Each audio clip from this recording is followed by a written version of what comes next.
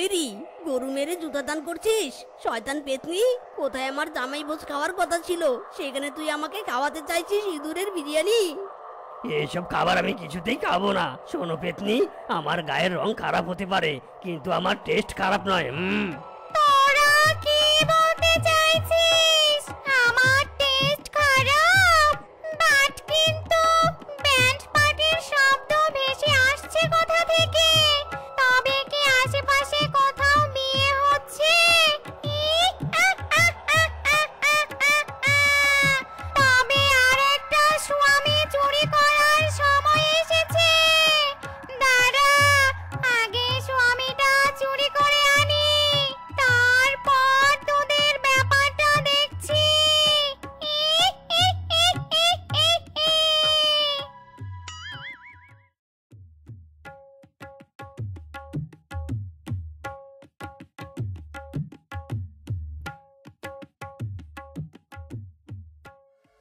ওরে বাবারে, এটা কি? এতদিন জানতাম নতুন বর বউয়ের উপর ভূত পেতনিদের নজর পড়ে, আজ তো একেবারে প্রমাণই পেয়ে গেলাম রে। ওরে বাবারে, আর কখনো বিয়ের ব্যান্ড পার্টিতে কাজ করব না। বাঁচতে চাইলে পালা, জলদি পালা সবাই রে, পালা। আরে আরে, এটা কি হচ্ছে? পেতনি, খবরদার আমাদের দিকে নজর দিবে না, নয়তো শুকনো লঙ্কা পুড়ে তোমার নাকে গুঁজে দেবো।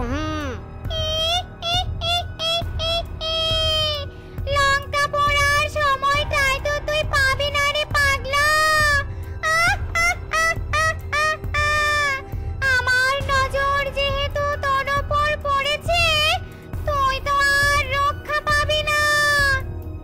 আরে আরে, কি হচ্ছে? ছেড়ে দাও বলছি, আমার স্বামীকে ছেড়ে দাও।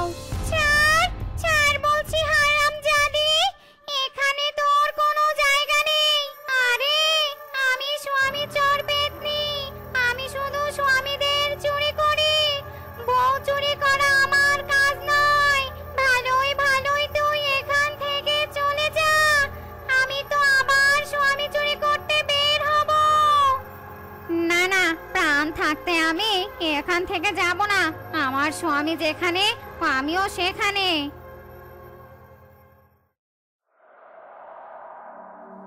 ওরে পেতনি, কেন জুলুম করছিস তুই আমাদের সাথে?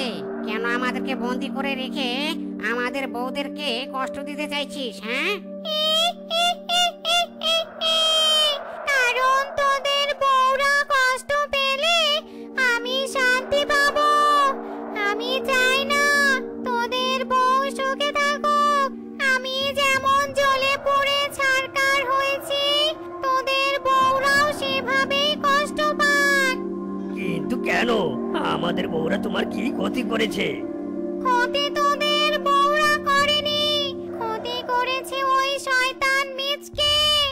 আমাকে বিয়ের প্রলোভন দেখিয়ে আমার সাথে প্রেমের অভিনয় করেছে, আর আমাকে ঠকিয়ে আরেকজনকে বিয়ে করেছে। কি? বেটা মিসকে এত খারাপ? এই মিসকের জন্য আমরাও এতদিন কষ্ট পেয়েছি। তুমি একটাবার ছেড়ে দাও আমাদের। মিসকে কিভাবে সাহায্য করতে হয় সেটা আমরা দেখবো।